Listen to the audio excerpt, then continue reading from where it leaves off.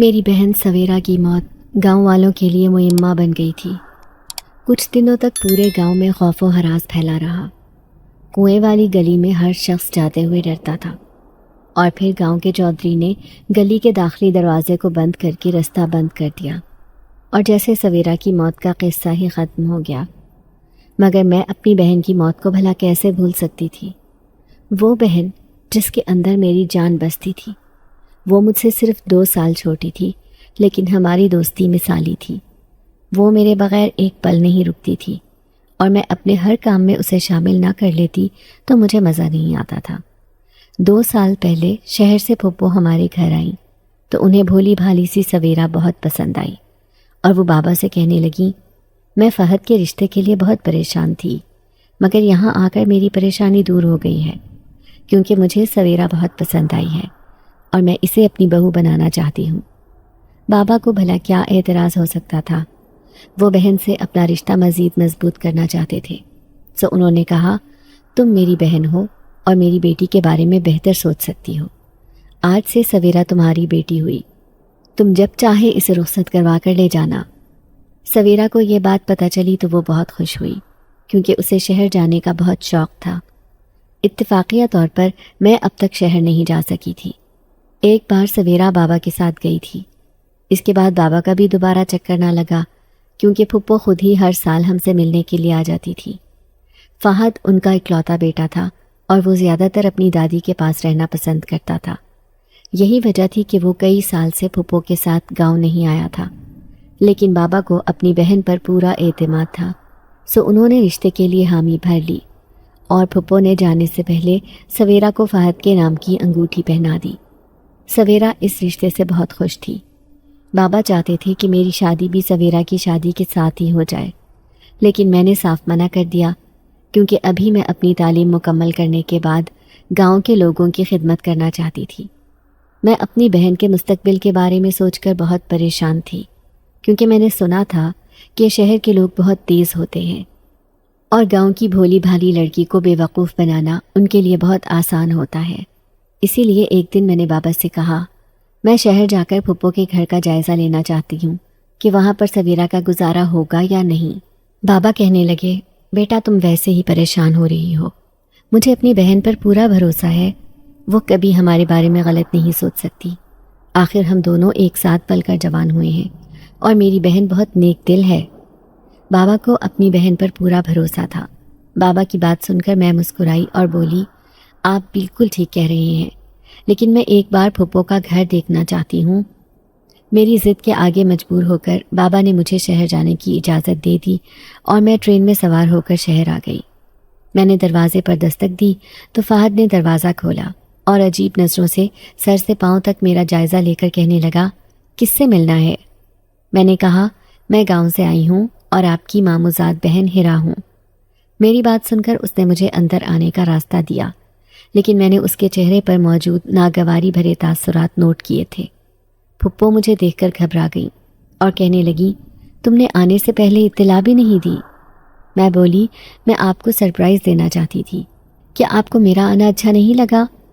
میری بات سن کر وہ سنبھل کر بولی، ایسی بات نہیں ہے، میں تمہارے آنے سے بہت خوش ہوں۔ نہ جانے کیوں مجھے ایسا لگا جیسے وہ جھوٹ بول رہی ہیں، اور وہ مجھ سے کچھ چھپانا چاہتی ہوں۔ کھانا کھانے کے بعد انہوں نے مجھے یہ کہہ کر ایک کمرے میں آرام کرنے کے لیے بھیج دیا کہ ٹرین کا سفر کر کے تم تھک چکی ہوگی، اور تمہیں اب آرام کی ضرورت ہے۔ مجھے بہت نیند آ رہی تھی اور میں آرام کرنا چاہتی تھی، سو میں چپ چاپ کمرے میں چلی آئی، اور جیسے ہی میں سونے کے لیے لیٹی، پھپھو کی ملازمہ نازیہ دبے قدموں کمرے میں آئی اور کہنے لگی، باجی آپ سے ایک ضروری بات کہنا چاہتی ہوں۔ میں نے کہا، جو کہنا ہے صاف صاف کہو، ڈرو مت۔ وہ رازدارانہ انداز میں بولی، چھت پر بھول کر بھی قدم مت رکھنا، ورنہ آپ کی جان کو خطرہ ہوگا۔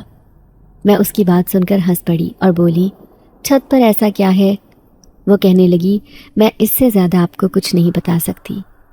یہ کہہ کر وہ وہاں سے چلی گئی، اور میرا دل چاہ رہا تھا کہ میں ابھی جا کر چھت کا جائزہ لوں۔ میں دیکھنا چاہتی تھی کہ وہاں آخر ایسی کیا چیز ہے جس سے جان کو خطرہ ہو سکتا ہے۔ رات کو جب سب سونے کے لیے لیٹ گئے تو میں دبے قدموں چھت پر چلی آئی۔ پوری چھت اندھیرے میں ڈوبی ہوئی تھی۔ میں نے ہاتھ میں ٹارچ پکڑ رکھی تھی، لیکن میں نے اسے جلانا مناسب نہیں سمجھا کہ کہیں اس کی روشنی کی وجہ سے کسی کو میری یہاں موجودگی کا علم نہ ہو جائے۔ میں جلد از جلد یہاں کا جائزہ لے کر واپس جانا چاہتی تھی۔ بادلوں کی اوٹ سے چاند نے جھانکا تو چھت پر تھوڑی سی روشنی ہوئی اور میں نے دیکھا کہ چارپائی پر ایک جنزادی سو رہی تھی۔ اسے دیکھ کر میں ڈر گئی کیونکہ اس کا چہرہ بہت خوفناک تھا۔ اسے پہلی نظر میں دیکھ کر ہی صاف اندازہ لگایا جا سکتا تھا کہ اس کا تعلق شیطان جنات سے ہے۔ میں دبے قدموں نیچے کی طرف جانے لگی۔ اے لڑکی، تو نے کس کی اجازت سے یہاں قدم رکھا ہے؟ میں جیسے ہی پلٹی اس نے میری کلائی پکڑ کر کہا۔ میں گھبرا گئی اور میں نے کچھ کہنا چاہا، لیکن ایک لفظ بھی میری زبان سے ادا نہ ہوا۔ آئندہ یہاں آئی تو اچھا نہ ہوگا، یہ کہہ کر اس نے ایک جھٹکے سے میری بازو چھوڑی اور میں دوڑتے ہوئے نیچے کی طرف آ گئی۔ میں اپنے کمرے میں آ کر لمبی سانسیں لینے لگی۔ پھپھو کے گھر جنات کا سایہ ہے، یہی وجہ ہے کہ وہ کسی کو اپنے گھر آنے کی دعوت نہیں دیتی، اور میرے بھولے بھالے بابا کیسے آنکھیں بند کر کے اپنی بہن پر اعتبار کرتے ہیں۔ مجھے شدید غصہ آ رہا تھا۔ میری معصوم بہن اس آصف زدہ گھر میں بھلا کیسے گزارا کرے گی؟ میں نے دل ہی دل میں ارادہ کیا کہ میں پھپھو کو مزہ چکھا کر ہی دم لوں گی۔ میں سونے کے لیے لیٹ گئی، لیکن نیند میری آنکھوں سے کوسوں دور تھی۔ سونے کی لاکھ کوشش کی مگر ناکام رہی۔ بار بار میری آنکھوں کے سامنے سرخ موٹی آنکھوں اور لمبے دانتوں والی جنزادی کا چہرہ گھوم رہا تھا۔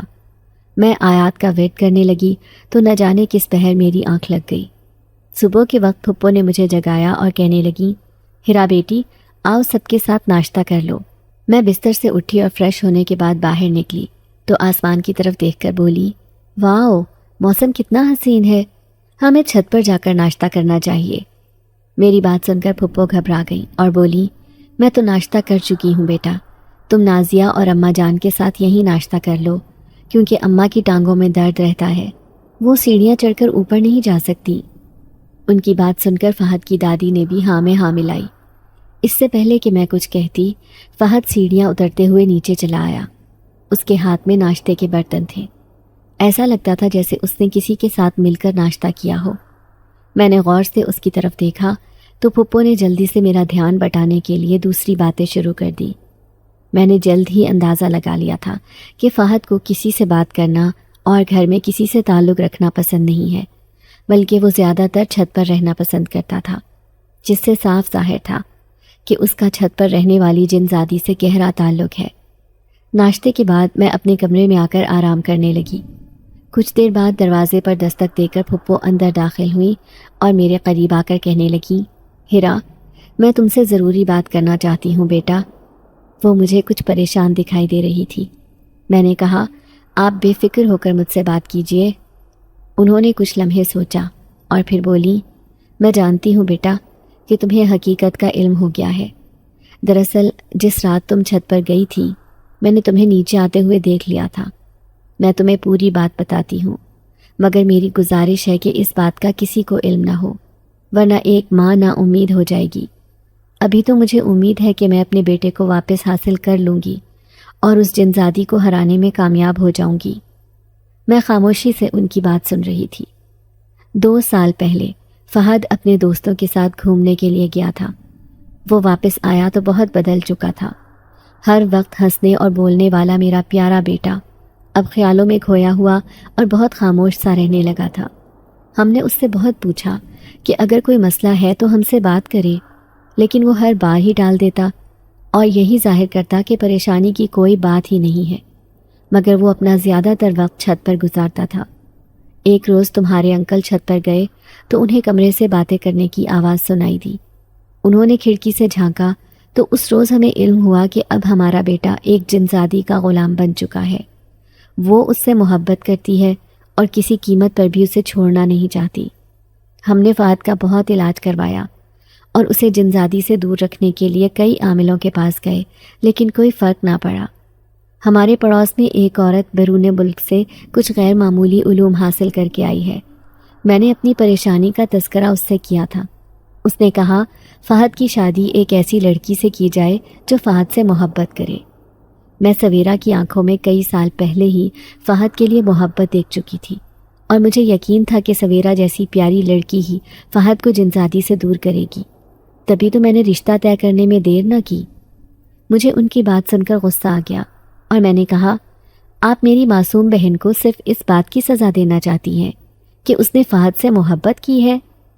میری بات سن کر پھپھو نے فوراً کہا، بیٹا تمہیں میری بات کا غلط مطلب نہیں لینا چاہیے، میں فہد کا علاج کروانے کے بعد ہی اس کی شادی کروں گی، بس مجھے تمہاری مدد کی ضرورت ہے۔ اگر تم اپنی پھپھو کو پریشان دیکھنا چاہتی ہو تو بے شک میری مدد نہ کرو۔ انہوں نے بڑی عاجزی سے کہا تو میں بولی، ٹھیک ہے، میں آپ کی مدد کرنے کے لیے تیار ہوں، لیکن سویرا اور فہد کی شادی اسی صورت ہوگی جب جنزادی فہد کی زندگی سے نکل جائے گی۔ پھپھو نے مسکرا کر میری طرف دیکھا اور بولی، بے فکر رہو، تم میرا ساتھ دو گی تو ایسا ہی ہوگا۔ پھپھو نے مجھے ایک چراغ دیا اور بولی، مغرب کے وقت یہ اوپر جا کر جلا دینا، اس وقت جنزادی چھت پر نہیں ہوگی۔ میں نے بڑی احتیاط سے چراغ ان کے ہاتھ سے لیا اور مغرب کے وقت چھت پر چلی آئی۔ کمرے کا دروازہ زنگ آلود تھا۔ میں نے اسے ہاتھ لگایا تو اس میں سے بڑی بھیانک آواز پیدا ہوئی۔ میں نے جیسے ہی چراغ جلانے کے لیے آگ روشن کی، پورا کمرہ چیخوں کی آواز سے گونجنے لگا۔ ایک دم میرا دم گھٹنے لگا تھا۔ میں چراغ جلا کر پیچھے پلٹی تو دروازہ بند دیکھ کر میری جان نکل گئی۔ میرے راستے میں آنا اتنا آسان نہیں ہے، میری سانس بند کرے گی تو جان تیری بھی نہیں چھوڑوں گی۔ وہ سامنے کھڑی کہا لگا کر ہنس رہی تھی۔ مجھے جانے دو، میں کہتی ہوں مجھے جانے دو۔ میں چیخی مگر دوسری طرف کوئی اثر نہ ہوا، وہ میرا مذاق اڑا رہی تھی۔ اسی وقت دروازہ کھلا اور فہد کمرے میں داخل ہوا، ساتھ ہی بھنے ہوئے گوشت کی مہک سارے کمرے میں پھیل گئی۔ وہ مجھے دیکھ کر ٹھٹک گیا۔ تم یہاں کیا کر رہی ہو؟ اور یہ چراغ تم نے یہاں جلایا ہے؟ فہد مجھے دیکھ کر بولا اور کھانا جنزادی کو پکڑا کر جیسے ہی چراغ بجھانے کے لیے آگے بڑھا، ایک دم جھٹکا کھا کر دور جا گرا۔ وہ درد سے کراہ رہا تھا۔ خوفناک چہرے والی جنزادی اس کی طرف بڑھی اور یہی موقع غنیمت جان کر میں نے وہاں سے دوڑ لگا دی۔ میں سیدھی پھپھو کے کمرے میں گئی اور انہیں کہا، میں اب آپ کی کوئی مدد نہیں کروں گی۔ پھپھو رونے لگی اور بولی، ہاں ہاں، اب تم مجھے چھوڑ کر چلی جاؤ گی، صرف 3 دن کی تو بات ہے، چراغ جلانا ہوگا ورنہ میرا فہد ہمیشہ کے لیے اس کمبخت جنزادی کا ہو جائے گا اور میں بے بس سی خود کو تباہ ہوتے ہوئے دیکھتی رہوں گی۔ چلی ہی جاؤ تمہیں میرے دکھ سے بھلا کیا سروکار؟ اگر میری کوئی بیٹی ہوتی تو کبھی اس مشکل وقت میں مجھے یوں چھوڑ کر نہ جاتی۔ پھپھو کو روتے ہوئے دیکھ کر میرا دل پسیج گیا اور میں نے انہیں گلے لگا کر کہا، آپ مجھے اپنی بیٹی ہی سمجھے، بس میں ڈر گئی ہوں، میں چھت پر نہیں جانا چاہتی۔ مجھے بھیانک چہرے والی جنزادی سے خوف محسوس ہوتا ہے، مگر میں چلی جاؤں گی، آپ بے فکر رہیں۔ میں نے انہیں تسلی تو دے دی تھی، مگر میرا دل بری طرح خوف زدہ تھا۔ میں اپنے کمرے میں جا کر سوچنے لگی کہ آخر کس طرح مجھے یہاں سے جان بچا کر بھاگنا ہے۔ ایک طرف اپنی جان کی فکر تھی تو دوسری طرف پھپھو پر ترس آتا تھا، جو بڑھاپے میں اکلوتے بیٹے کو دور ہوتا دیکھ کر شدید پریشان تھی۔ اگلے دن پھپھو نے مجھے چراغ دے کر اوپر بھیجا تو میں ڈرتے ہوئے سیڑھیاں چڑھنے لگی۔ آخری سیڑھی پر قدم رکھا تو میرا دل دھڑکنا بھول گیا، کیونکہ سامنے جنزادی اپنے دونوں ہاتھ پھیلائے کھڑی تھی، جیسے وہ مجھے گلے لگانا چاہتی ہے۔ وہ ہنس رہی تھی، اس کے دانت منہ سے باہر نکل کر اس کا چہرہ مزید خوفناک بنا رہے تھے۔ آجا، تیرا ہی انتظار ہے مجھے لگا کہ آج میرا آخری دن ہے۔ پھپھو نے کہا تھا کہ چراغ کو واپس مت لے کر آنا ورنہ بہت برا ہوگا، مگر اب اس کے علاوہ کوئی چارہ نہ تھا کہ میں واپس پلٹ جاتی۔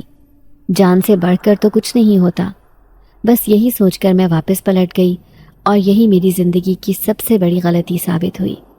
پھپھو نے مجھے چراغ واپس لاتے دیکھا تو اپنا دل تھام لیا اور بولی، ہائے، یہ چراغ تم واپس کیوں لے آئیں؟ بس ہم تباہ ہو گئے اور وہ جنزادی ہم پر غالب آ گئی۔ میں اب مزید جذباتی تقریر سن کر پگھلنے کے موڈ میں نہیں تھی۔ میں نے چراغ ٹیبل پر پٹخا اور اپنے کمرے میں چلی آئی، بیگ اٹھایا اور پھپھو کو خدا حافظ کہہ کر گھر سے نکل گئی۔ میں جلد از جلد گاؤں واپس جانا چاہتی تھی۔ یہ تو میں نے سوچا ہی نہیں تھا کہ ہوائی مخلوق کے لیے گاؤں کوئی دوری نہیں رکھتا۔ میں جو خود کو گاؤں میں محفوظ سمجھ رہی تھی، یہ میری بڑی بھول تھی۔ گھر پہنچ کر عجیب و غریب واقعات میری روزمرہ زندگی کا حصہ بن گئے۔ میں نے امی اور بابا کو بتایا کہ پھپھو کا گھر آسیب زدہ ہے اور اس کا اثر فہد پر بھی بہت زیادہ ہے۔ پہلے پہل تو بابا ہنس پڑے اور بولے، بس کر دو بیٹا، ڈراؤنی کہانیاں پڑھنے کی وجہ سے تمہارے دل میں وہم پیدا ہوا ہے۔ آج کل جنات اتنے فارغ نہیں ہیں کہ انسانوں کے ساتھ قیام کرے۔ میں نے بابا کو یقین دلانے کے لیے پوری بات بتائی تو امی اور بابا سوچ میں پڑ گئے اور آخر کار اس نتیجے پر پہنچے کہ پھپھو کو فون کر کے رشتے سے انکار کر دینا چاہیے۔ سویرا ایک عجیب و غریب انسان سے شادی کرنے سے بچ گئی، مگر میں ایک اندیکھی مصیبت میں گرفتار ہو کر رہ گئی تھی۔ جب بھی سونے کے لیے لیٹتی، ایسا لگتا جیسے کوئی مجھے آواز دے رہا ہے۔ اچانک گہری نیند سے کوئی جھنجھوڑ کر اٹھا دیتا اور میں حیران پریشان آس پاس دیکھتی، مگر کوئی دکھائی نہیں دیتا۔ اس روز گاؤں کی ایک لڑکی کی مہندی تھی۔ سویرا اور میں شام کو ہی تیار ہو کر مہندی میں چلے گئے۔ آج کافی دن بعد ہم دونوں بہنیں گھر سے نکلی تھیں۔ رات دیر تک گانے گاتے اور ڈھول بجاتے ہوئے ہم بہت لطف اندوز ہوئے۔ سویرا کو اس کی پرانی دوستیں مل گئیں تو وہ بہت خوش ہوئی اور مجھے کہنے لگی، میں کچھ دیر کے لیے ان کے ساتھ باہر صحن میں بیٹھ کر باتیں کرتی ہوں، کیونکہ یہاں گانوں کے شور میں آواز سنائی نہیں دے رہی ہے۔ سویرا میرے کان میں کہہ کر چلی گئی اور میں سر ہلا کر دوبارہ تالیاں بجانے میں مشغول ہو گئی۔ کچھ دیر بعد مجھے احساس ہوا کہ دیر ہو چکی ہے اور اب ہمیں گھر جانا چاہیے۔ میں سویرا کے پاس گئی تو وہ بولی، آپی میرے سر میں درد ہو رہا ہے۔ اس کی آنکھیں سرخ ہو رہی تھیں، وہ مجھے بہت تھکی ہوئی لگ رہی تھی۔ نیند کی وجہ سے تمہارے سر میں درد ہو رہا ہوگا، گھر جا کر سو جانا۔ میں نے اس کا ہاتھ پکڑا اور ہم دونوں گھر آ گئے۔ کپڑے تبدیل کرنے کے بعد سویرا میرے بستر پر آ بیٹھی اور مجھے کہنے لگی، آپی مجھے گھبراہٹ ہو رہی ہے۔ میں نے اس کا چہرہ دیکھا جہاں زردی پھیلی تھی۔ میں نے کہا، مجھے تمہاری طبیعت ٹھیک نہیں لگ رہی ہے، تم ایسا کرو میرے ساتھ ہی سو جاؤ۔ سویرا میرے بیڈ پر ہی لیٹ گئی اور جلد ہی نیند کی آغوش میں چلی گئی۔ اسے پرسکون انداز میں سوتے دیکھ کر میں بھی سونے کی کوشش کرنے لگی۔ میں گہری نیند میں ڈوبی تو مجھے ایسا محسوس ہوا جیسے جنزادی میرے کمرے میں داخل ہوئی ہے۔ اس کے ساتھ کچھ جنات شامل تھے جو سویرا کی طرف بڑھے اور اسے کسی پلاسٹک کی گڑیا کی طرح اٹھا لیا۔ وہ اسے اپنے ساتھ لے کر جا رہے تھے۔ سویرا دنیا و ما فیہا سے بیگانہ تھی، اسے کسی چیز کا ہوش نہ تھا، اس کی آنکھیں بند تھیں۔ میں اپنی آنکھوں سے یہ سب دیکھ رہی تھی، مگر کوشش کے باوجود میں اٹھ نہیں پا رہی تھی۔ میں چیخنا چاہتی تھی، مگر میری زبان حرکت کرنے سے قاصر تھی۔ میری بہن کو چھوڑ دو، خدا کے لیے اسے چھوڑ دو، تم لوگ اسے کہاں لے کر جا رہے ہو؟ میں اپنے بے حرکت وجود کے ساتھ دل ہی دل میں فریاد کر رہی تھی، مگر میری فریاد سننے والا وہاں کوئی نہیں تھا، کیونکہ یہ جنات تو بہت بے رحم معلوم ہوتے تھے۔ تبھی تو سویرا کو لے کر چلے گئے تھے اور سب کچھ جیسے تاریکی میں ڈوب گیا تھا۔ میرا ذہن سوچنے سمجھنے کی صلاحیت سے محروم ہو چکا تھا۔ ایسا لگا جیسے میں سوچنے سمجھنے کی حس کھو چکی ہوں۔ میں گہری نیند میں ڈوب گئی۔ صبح کو غیر معمولی شور کی آوازوں سے میں بیدار ہوئی۔ گھر میں کوہرام مچا تھا۔ کنویں والی گلی سے تیری بہن مردہ حالت میں ملی ہے، محلے کی ایک عورت نے مجھے بتایا تو میری آنکھوں کے سامنے اندھیرا پھیل گیا۔ یعنی رات جو کچھ میں نے دیکھا اور محسوس کیا تھا وہ کوئی خواب نہیں بلکہ روشن حقیقت تھی۔ ہائے، میں اپنی بہن کی جان نہ بچا سکی۔ احساس جرم میری جان نکال رہا تھا۔ سویرا کی پراسرار موت کے بعد سارا گاؤں ہی خوفزدہ ہو گیا تھا۔ گاؤں کے چودھری نے اپنے تئیں چھان بین کروائی اور پولیس کے اعلیٰ حکام کو بھی ساتھ ملا کر تفتیشی کام کیا، مگر کوئی سراغ نہ ملا تو اس واقعے پر دھول جم گئی اور سب اپنی معمول کی زندگی میں مصروف ہو گئے۔ کنویں والی گلی کو بند کر دیا گیا، مگر میں اپنی بہن کی جان لینے والوں کو بڑی اچھی طرح جانتی تھی۔ میں کسی سے ذکر نہ کر سکی کیونکہ مجھے بڑی اچھی طرح اندازہ تھا کہ کوئی بھی میری بات پر یقین نہیں کرے گا، الٹا میری ذہنی حالت پر شک کیا جائے گا۔ میں جنزادی سے بدلہ لینا چاہتی تھی، جس کی وجہ سے میں سخت بے چین تھی۔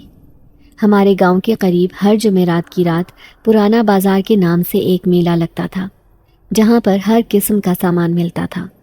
اس جمعرات میں بھی عملیات کی کتاب لینے کے لیے میلے میں چل دی۔ کافی تلاش بسیار کے بعد مجھے ایک کتاب ملی جس کے اندر جنات کو قابو کرنے کے لیے وظائف درج تھے۔ میں بہت خوش ہوئی اور گھر آ کر اپنے کمرے میں بیٹھ کر کتاب کا مطالعہ کرنے لگی۔ میرا دل بہت پرسکون تھا، کیونکہ اب وہ وقت دور نہیں تھا جب میں جنزادی کو مزہ چکھا سکتی۔ میں نے پوری توجہ سے ایک وظیفہ پڑھا اور اس پر عمل کرنے کا ارادہ کیا۔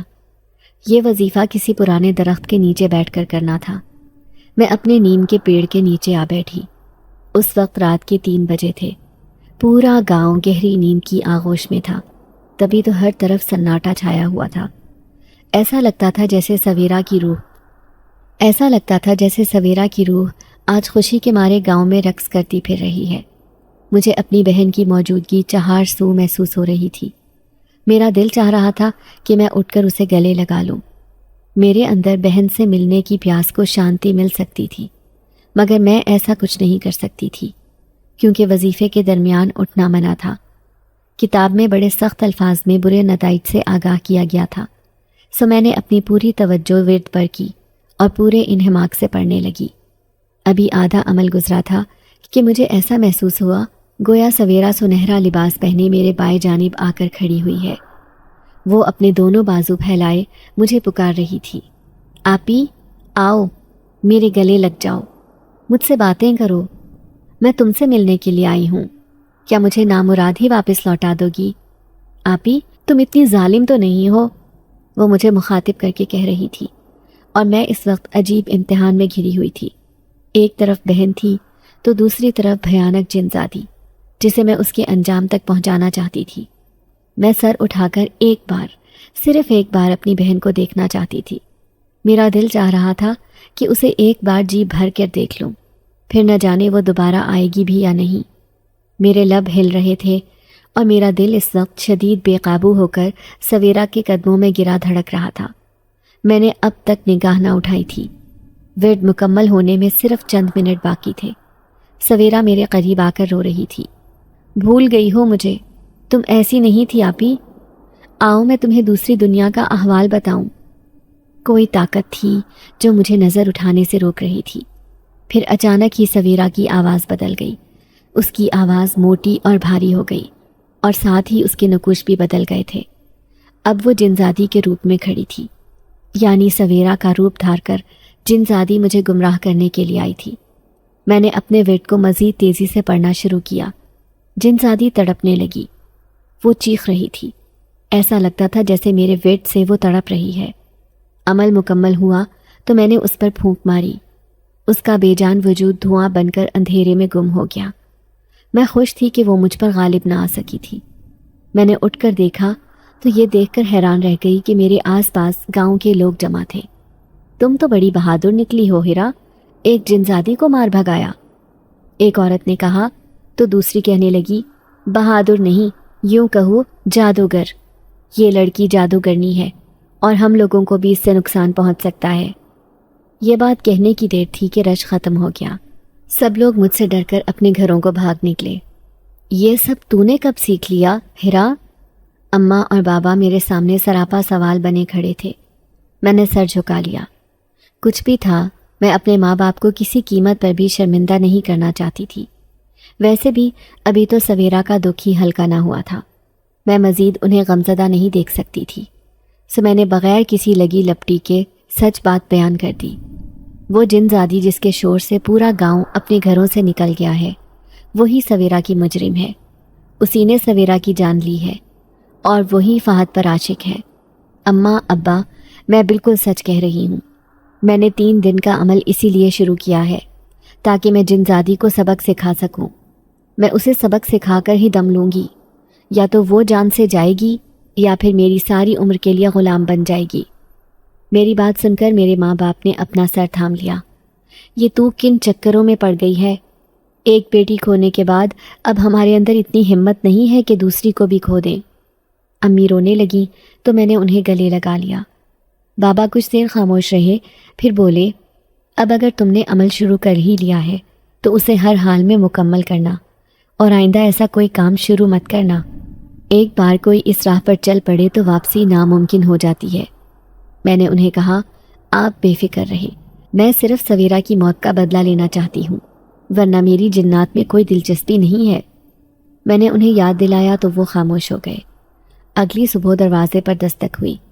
امی نے دروازہ کھولا تو سامنے پھپھو کھڑی تھی۔ انہیں عزت سے گھر میں بٹھایا گیا۔ بابا نے پوچھا فہد کہاں ہے؟ کہنے لگی ہسپتال میں داخل ہے۔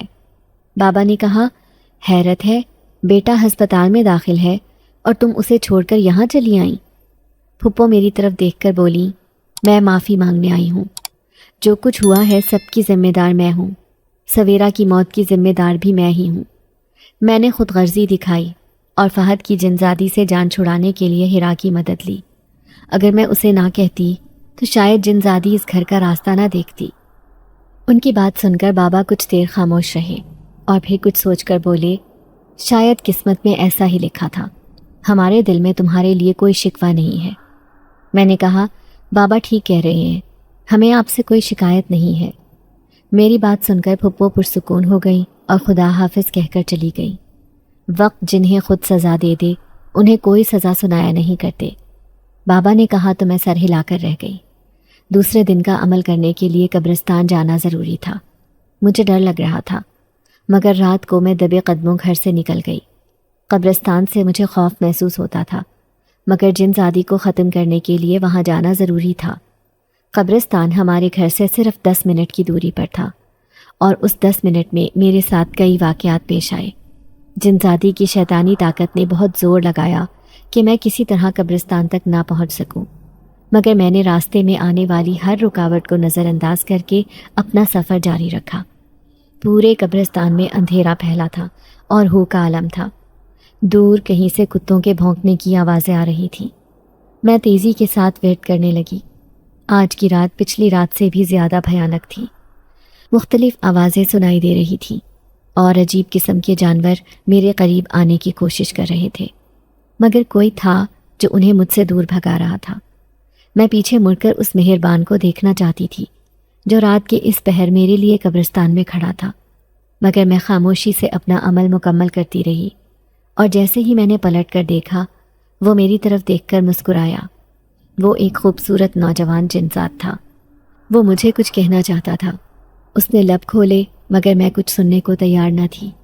مجھے گھر جانا تھا، سو میں نے گھر کی طرف دوڑ لگا دی اور گھر پہنچ کر ہی دم لیا۔ میں بہت تھک چکی تھی۔ سونے کے لیے لیٹی تو جلد ہی نیند کی آغوش میں چلی گئی۔ اگلے دن مجھے بہت تیز بخار تھا۔ میرا پورا بدن تپ رہا تھا۔ امی اور بابا پریشان ہو گئے۔ بابا بار بار مجھ پر دم کرتے مگر کسی طرح آرام نہ آیا تو وہ مولوی صاحب کو بلا لائے۔ انہوں نے میری حالت دیکھتے ہی کہہ دیا بچی پر آسیب کا سایہ ہے، اس نے جو عمل شروع کیا ہوا ہے اسے ہر صورت مکمل کرے، ورنہ شرپسند جنات اس پر عمر بھر کے لیے حاوی بھی ہو سکتے ہیں، اور آئندہ کوئی بھی ایسا عمل کرنے سے گریز کرے۔ وہ کچھ مزید ہدایات دے کر چلے گئے۔ امی اور بابا نہیں چاہتے تھے کہ میں آج رات گھر سے باہر نکلوں، مگر میری ضد کے آگے مجبور ہو کر انہوں نے اجازت دے دی اور میں رات کے وقت جنگل کی طرف چل پڑی۔ آج کی رات بڑی بھیانک تھی۔ آسمان پر چاند ستاروں کا نام و نشان تک نہ تھا۔ پورا آسمان بادلوں سے ڈھکا ہوا تھا۔ ایسا لگتا تھا جیسے ابھی ٹوٹ کر برسے گا۔ میں نے ایک پرانے درخت کے نیچے بیٹھ کر کتاب میں لکھے الفاظ کا ورد شروع کر دیا۔ بخار کی وجہ سے میرا سر چکرا رہا تھا۔ خوف کے مارے میرا دل گھبرا رہا تھا۔ میں جلد از جلد گھر پہنچنا چاہتی تھی۔ عمل ختم ہونے والا تھا کہ جنزادی کے چیخنے کی آوازوں سے پورا جنگل گونجنے لگا۔ ساتھ ہی عجیب سی بو محسوس ہونے لگی۔ لڑکی چھوڑ دے، مجھے مت مار، مجھے چھوڑ دے، تجھے دولت سے مالا مال کر دوں گی۔ وہ مجھے لالچ دے رہی تھی۔ اس کے کراہنے کی آواز میری توجہ اپنی جانب کھینچ رہی تھی، مگر میں نے اپنا دل مضبوط کیا اور اپنا عمل جاری رکھا۔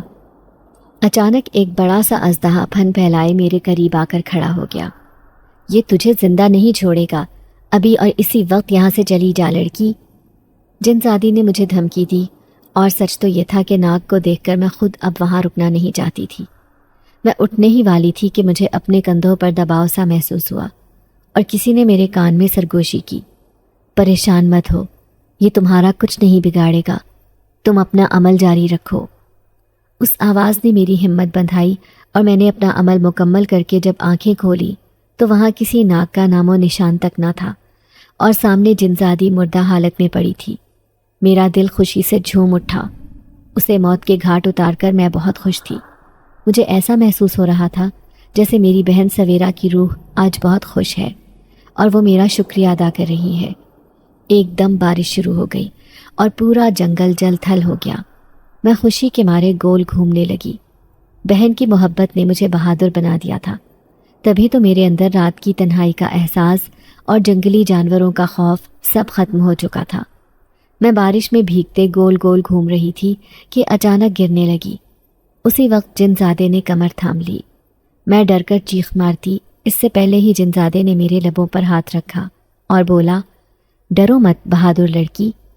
یہاں سے ہماری محبت کا آغاز ہوا۔ اس کی گہری سبز آنکھیں اندھیرے میں چمک رہی تھیں اور میری طرف دیکھ کر وہ مسکرا رہا تھا۔ آؤ تمہیں گھر چھوڑ دوں، راستہ بہت خراب ہو چکا ہے۔ وہ میرا ہاتھ تھامے چلنے لگا۔ مجھے اس کے سنگ چلنا اچھا لگ رہا تھا۔ مجھے اس سے پہلی نظر میں محبت ہو گئی تھی۔ دل چاہ رہا تھا کہ یہ سفر کبھی ختم نہ ہو۔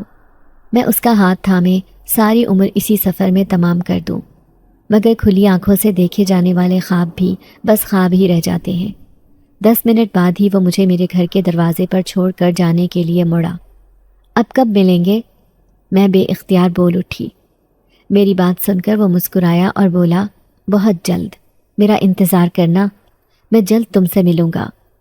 اس نے ہاتھ ہلا کر الوداع کہا اور آگے بڑھ گیا۔ کس سے بات کر رہی ہو لڑکی؟ صبح کی ہلکی نیلی روشنی پھیلنے لگی تھی اور یہ ہماری پڑوسن تھی جو مجھے گھر سے باہر کھڑا دیکھ کر سوال پوچھ رہی تھی۔ میں سمجھ گئی کہ جنزادہ اسے دکھائی نہ دیا تھا۔ خالہ، میں اپنے آپ سے بات کر رہی ہوں۔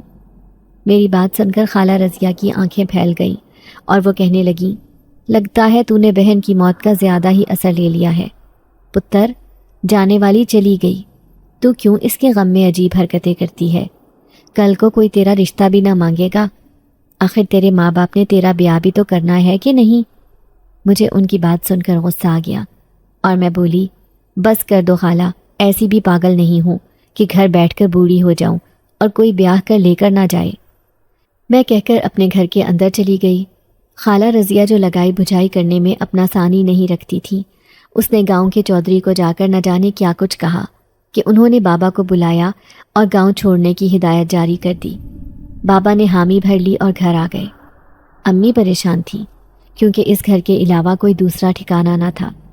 میں نے انہیں سمجھایا اور دل ہی دل میں جنزاد کا انتظار کرنے لگی۔ مجھے یقین تھا کہ نیک دل جنزاد ہی ہمیں اس نئی مصیبت سے نکال سکتا تھا۔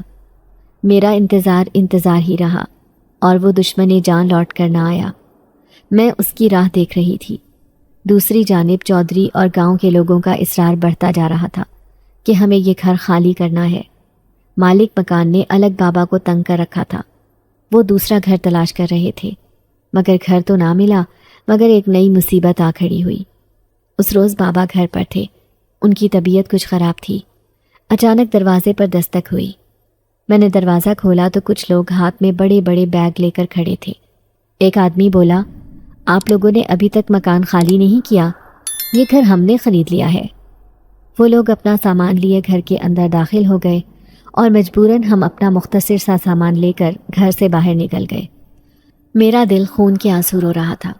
اگر آج ہمارا اپنا گھر ہوتا تو یوں دربدر نہ کیے جاتے۔ میں بیگ ہاتھ میں تھامے سڑک پر چل رہی تھی۔ گلے میں آنسو پھنسے تھے۔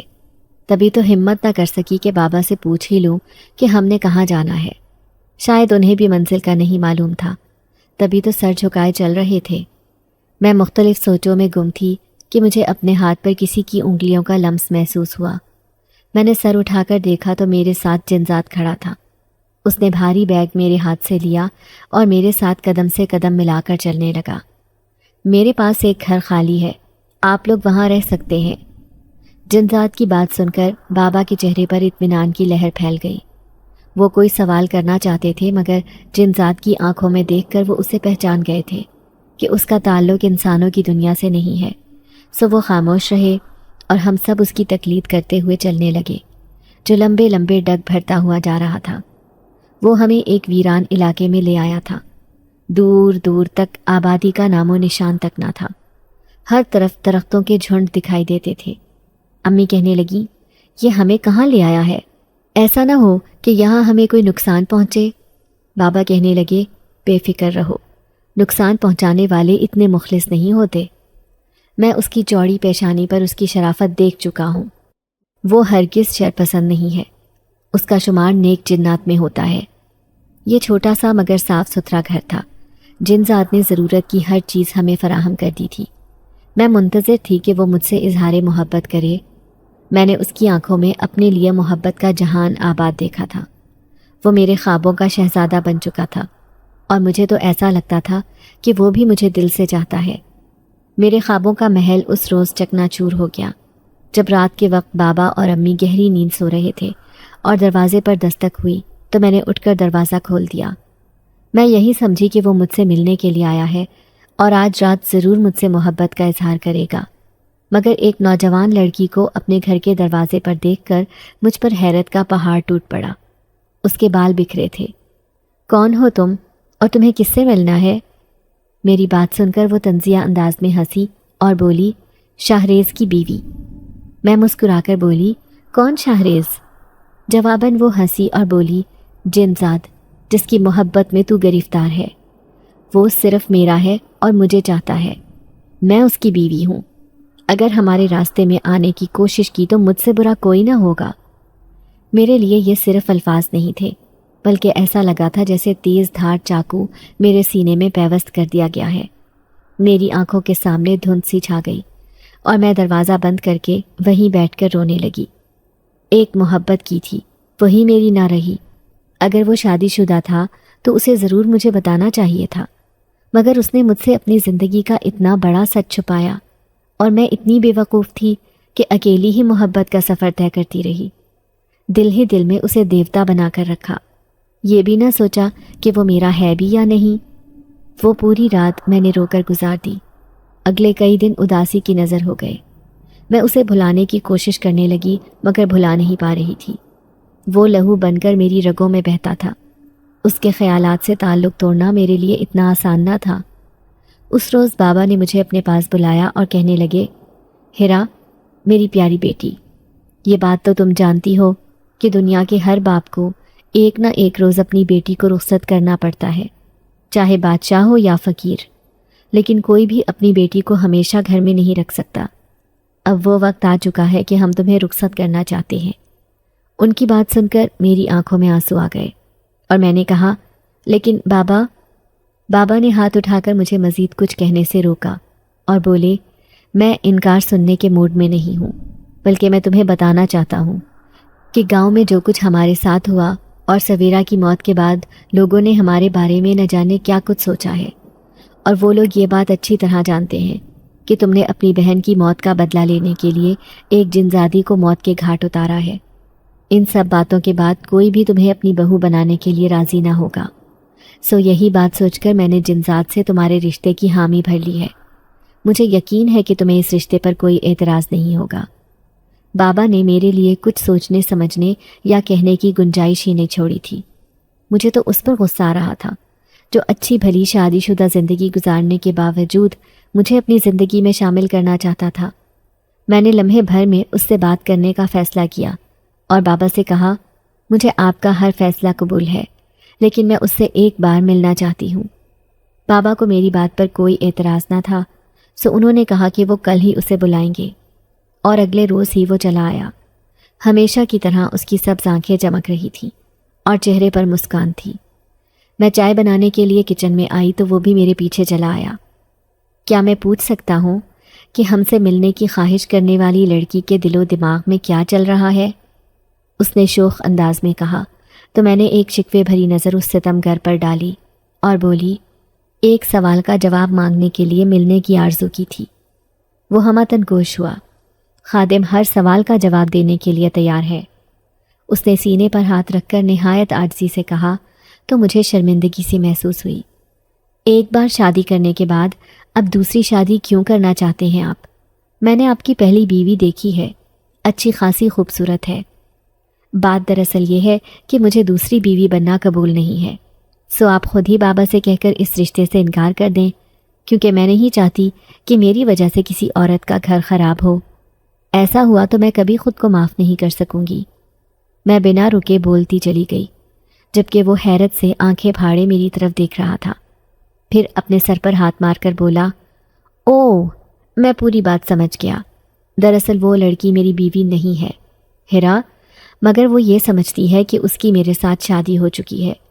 5 سال پہلے وہ مجھے قبرستان میں روتی ہوئی ملی تھی۔ اس کے ماں باپ مر چکے تھے اور اس کے چچا نے اسے گھر سے نکال کر اس کے پیچھے غنڈے لگا دیے تھے۔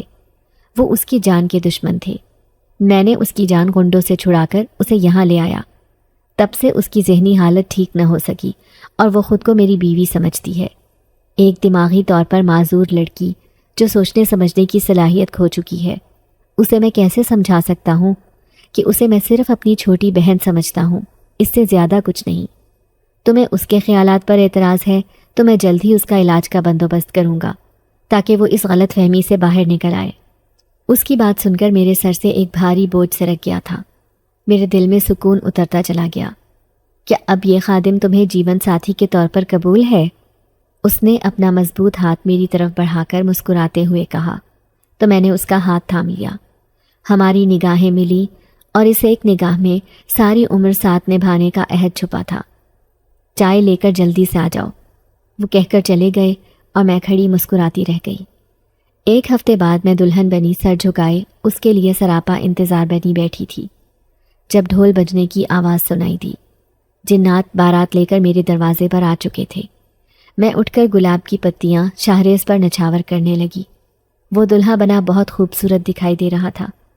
آج روئے زمین پر ایک انسان اور جنزات کا ملن ہونا تھا جو شاید ایسے ہی قسمت میں لکھا گیا تھا۔ نکاح کے بعد جنزات نے میرا ہاتھ تھاما۔ رخصت ہونے کا وقت آیا تو میں بابا کے گلے لگ کر رو پڑی۔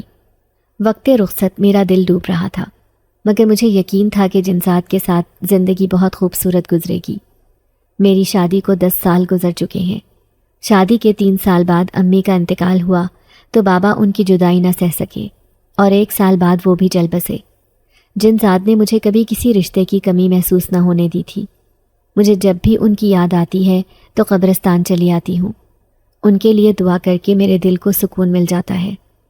میری شادی کے 5 سال بعد میری بیٹی پیدا ہوئی جو ہم دونوں کی جان ہے۔ میں نے اس کا نام سویرا رکھ دیا ہے۔